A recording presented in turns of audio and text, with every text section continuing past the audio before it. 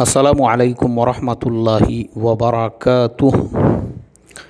मोहतरम भाइयों, बुज़ुर्गों, दोस्तों, ये हमारा इस्लाही मुआशरा का 1204 सबक है। मोहतरम दोस्तों, सबसे पहले तो हम लोग अल्हम्दुलिल्लाह कहे, क्योंकि मैं आज आपको इतनी बड़ी खुशखबरी सुनाने वाला हूँ जिसे सुनकर दावत का काम करने वाले साथी और जो हमारे आम मुसलमान हैं उनके दिलों में भी इस बात का यकीन और मज़बूती के साथ में जम जाएगा कि वाक़ई में भी करने धरने वाली ज़ात एक अल्लाह की है। अल्लाह तबारक व तआला बग़ैर असबाब के सब कुछ कर सकते हैं, और असबाब जो है, सब कुछ जो है, वो बग़ैर अल्लाह तबारक व तआला के हुक्म और उसकी मदद के कुछ भी नहीं कर सकते। न्यूज़ ये है कि मरकज़ निज़ामुद्दीन के जो मुक़ीमीन थे, दिल्ली की कोर्ट ने ऑर्डर दिया है कि उनकी चाबियां मरकज़ के जो चीफ़ है हज़रत जी मौलाना साद साहब, उनको हैंड ओवर कर दी जाए। और न्यूज़ मैं आपको पढ़कर सुनाऊंगा। मेरे सामने टाइम्स ऑफ इंडिया की वेबसाइट ओपन है। 13 सितंबर 2020 11:42 को उन्होंने जो है ये न्यूज़ अपने वेबसाइट के ऊपर पब्लिश की है। और न्यूज़ इस तरीक़े से है, उसको हेडलाइन दी है, Delhi hand over keys of parts of Nizamuddin Markaz to Maulana साद्स family. और नीचे जो न्यूज़ डिटेल में है वो भी थोड़ी सी आपको पढ़कर सुना देता हूँ। New Delhi, a court has directed Delhi police to hand over to the family of Tablighi Jamaat chief Maulana Saad the keys of the residential portion of Markaz Nizamuddin which was logged after a case was registered against several people. उसके बाद में वो लंबी चौड़ी news है कि 31 मार्च को जब जो है मरकज़ निज़ामुद्दीन के यानी उस वक्त में, जिस वक्त में ये सारे केसेस वगैरह की कार्रवाई की गई थी, तब से लेकर अब तक वो जो चाबियां थी वो दिल्ली पुलिस के पास में महफूज थी। कोर्ट ने ये ऑर्डर दे दिया है कि वो सारी जो चाबियां हैं, जो लोग वहाँ पे रहते थे, हज़रत जी मौलाना साद साहब को हैंड ओवर कर दी जाए। और जो वहाँ के रेसिडेंशियल थे, यानी जो लोग वहाँ के मुक़ीमीन थे, उनको इस बात की परमिशन मिल गई है, वो अपने अपने घरों को वापस आ सकते हैं। अल्लाहु अकबर। मेरे मोहतरम बुज़ुर्गों, दोस्तों, ये है अल्लाह तबारक व तआला की मदद और नुसरत। इसीलिए देखो, मैंने वो जो कहा था ना अभी थोड़े दिन पहले एक सबक के अंदर, कि वो जो मरकज़ की जो फ़िज़ाएँ हैं, फ़िज़ाएँ जो नूरानी फ़िज़ाएँ और जो हवाएँ, इंशाअल्लाह वो दोबारा से ऐसी बेचैन है वो लहलहाने के लिए, और अल्लाह ने उसकी शुरुआत कर दी है। आज जो है मरकज़ के मुक़ीमीन को इजाज़त मिल गई। इंशाअल्लाह हमारे सारे अकाबिर जो है वो मरकज़ निज़ामुद्दीन लौट जाएंगे अपने अपने घरों में जो है लौटने के बाद में। फिर क्योंकि अभी उमूमी तौर पर मस्जिदों में भी कम्प्लीटली परमिशन और इजाज़त नहीं है, जब मुकम्मल तरीक़े से इजाज़त मिल जाएगी तो मरकज़ के अंदर जो जमातों की आमद व रफ्त थी, जो सुबह शाम के जो आमाल थे, वो दोबारा से ज़िंदा हो जाएंगे। ये अल्लाह ताला की बहुत बड़ी मदद और नुसरत है मेरे मोहतरम दोस्तों। और मैंने वो जो कहा था कि जिस तरीक़े से मरकज़ निज़ामुद्दीन के सुबह के मशवरे में जो उमूर तय होते हैं कि भाई अंग्रेज़ी दानों में कौन बात करेगा, अरबी दानों में कौन बात करेगा, तो मैंने कहा था कि मैं ज़िंदा रहूं या न रहूं, लेकिन दुनिया ये देखेंगी कि अब आगे जो है ये उमूर भी तय करना पड़ेगा कि बिरादरान वतन में कौन बात करेगा। क्योंकि जिस शिद्दत के साथ में हमारे मीडिया न्यूज़ चैनल्स ने दावत व तबलीग और मरकज़ निज़ामुद्दीन के मुखालिफत में जो मुहिम छेड़ दी थी,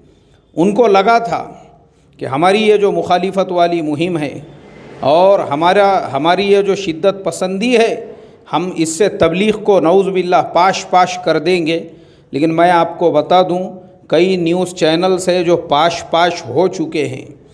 उनका जो यानी फाइनेंशियल जो ढांचा था पूरी तरह से बिखर चुका है। बहुत सारे बंद हो चुके हैं, बहुत सारे कंगाल हो चुके हैं। और अनकरीब आप देखोगे ये जितने न्यूज़ एंकर्स चिल्ला कर जो है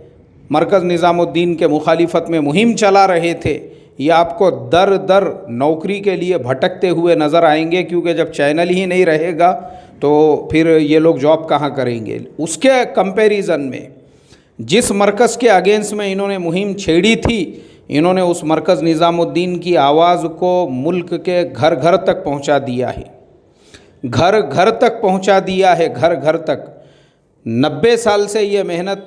خاموشی اور یکسوئی کے ساتھ چل رہی تھی، لیکن ہمارے برادران وطن کو پتہ بھی نہیں تھا کہ ہمارے ملک میں اتنا بڑا مرکز ہے اور ماشاءاللہ اتنے بڑے خیر کا وہ کام کر رہا ہے۔ تو اب کیا ہوگا میرے محترم دوستو، جب حالات سازگار ہوں گے تو تبلیغی جماعت کیا ہے اور مرکز نظام الدین کیا ہے، یہ جاننے کی لوگوں کے اندر جو ہے نا ایک جستجو پیدا ہوں گی، ایک جستجو پیدا ہوں گی، اور جستجو پیدا ہونے کے بعد بھارت 135 کروڑ کی آبادی والا ملک ہے۔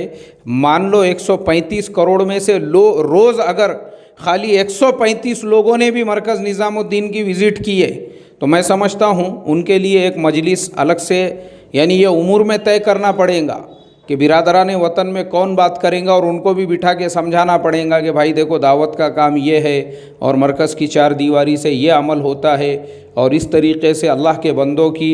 اس طریقے سے اپنی اصلاح اور تربیت کی محنت جو ہے یہاں پر کی جاتی ہے۔ تو میں سمجھتا ہوں میرے محترم دوستو، یہ تو ہدایت کے دروازے کھولنے کا جو ہے انہوں نے اس کی شروعات کی، ابتدا کر دی انہوں نے، اور اب یہ دیکھو انشاءاللہ اس پورے ملک کے اندر ہدایت کی وہ ہوائیں چلیں گی جو حضرت جی مولانا الیاس صاحب رحمۃ اللہ علیہ کا اصل مقصد تھا اس مبارک محنت کی بنیاد رکھنے کا، کہ برادران وطن میں دین کی محنت کی جائے، اور ہمارے بڑوں کا جو ہمارے اکابر، میں نے جو اپنے ایک سبق میں بتایا تھا وہ اگر آپ کو سننا ہے تو ڈیٹیل میں آپ سن سکتے ہیں کہ تقسیم کے وقت میں ہمارے اکابر وہ پڑوس کے ملک میں کیوں نہیں گئے۔ اسی مقصد عظیم کو سامنے رکھ کر حضرت شیخ زکریا رحمۃ اللہ علیہ کے ایسے پیر پکڑ کے لوگ پڑوس سے آتے تھے پلین بھر بھر کے، حضرت جی مولانا یوسف صاحب رحمۃ اللہ علیہ کے پیر پکڑتے تھے، پیر، وہاں کے منسٹرز، وہاں کے علماء، وہاں کے بڑے بڑے جو طاقتور اور پاورفل لوگ ہیں وہ لوگ آ کر، اور حضرت جی مولانا یوسف صاحب رحمۃ اللہ علیہ فرماتے تھے، بولے بھائی میرا کیا ہے، وہ بھائی جی یعنی حضرت شیخ زکریا بیٹھے ہوئے ہیں، جاؤ جا کے ان سے بات کرو۔ اور جب وہ لوگ ان کے پاس جاتے تو کہتے، بولے بھائی دیکھو میرے 2 اکابر حضرت شاہ عبد القادر صاحب رائے پوری رحمۃ اللہ علیہ اور حضرت مولانا حسین احمد مدنی رحمۃ اللہ علیہ، دونوں یہ میرے اکابر ابھی بھی اس ملک میں موجود ہے، اور میں تو ان کا میں تو طالب علم ہوں، یہ میرے بڑے ہیں، میرے بڑے ہیں، یہ جب تک میں اپنے بڑوں سے مشورہ نہیں کر لوں گا میں کوئی فیصلہ نہیں لے سکتا۔ تو حضرت شیخ رحمۃ اللہ علیہ نے منع فرما دیا۔ اچھا وہ زمانہ کیسا تھا، وہ زمانے میں نہ موبائل تھے، نہ فون تھے، نہ ایسی سہولتیں تھی ہمارے زمانے کی طرح سے، خود حضرت شیخ زکریا رحمۃ اللہ علیہ کے ایک داماد کا انتقال ہو کر تقریباً 3 مہینے ہو چکے تھے، اور وہ واقعہ میں نے پورا بیان کیا ہوا ہوں، آپ کو پورا ڈیٹیل میں سننا ہے تو وہ واقعہ آلریڈی جو ہے میں بیان کر چکا ہوں، مرکز نظام الدین کے اکابر تقسیم کے وقت پڑوس میں کیوں نہیں گئے تھے، اس عنوان سے۔ تو بہرحال حضرت شیخ جب حضرت مولانا حسین احمد مدنی رحمۃ اللہ علیہ وہ گورنمنٹ کا ٹرک لے کر آئے، اور جب یہ لوگ واپس پہنچے سہارنپور، اور تب حضرت شیخ کو پتہ چلا کہ حضرت شاہ عبد القادر صاحب رائے پوری رحمۃ اللہ علیہ انہوں نے ہجرت نہیں کی ہے، وہ ابھی بھی موجود ہے رائے پور میں۔ تو آپ کی جو خوشی تھی، آپ کی جو فرحت تھی، شادمانی تھی، اس کا کوئی اندازہ نہیں لگا سکتا۔ وہ خود حضرت شیخ نے اپنی آپ بیتی میں لکھے، اور آگے یہ بھی لکھے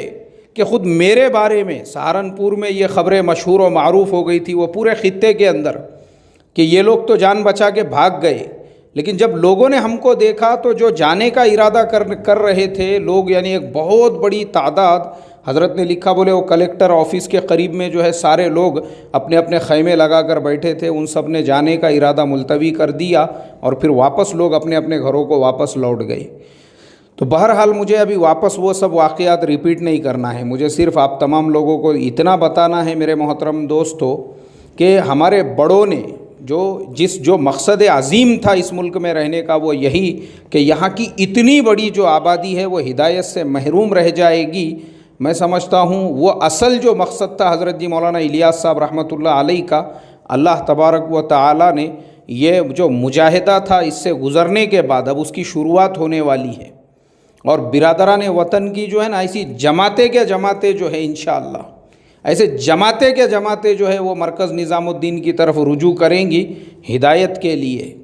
دین کو سیکھنے کے لیے، ایمان کے لیے، اور واقعی میں بھی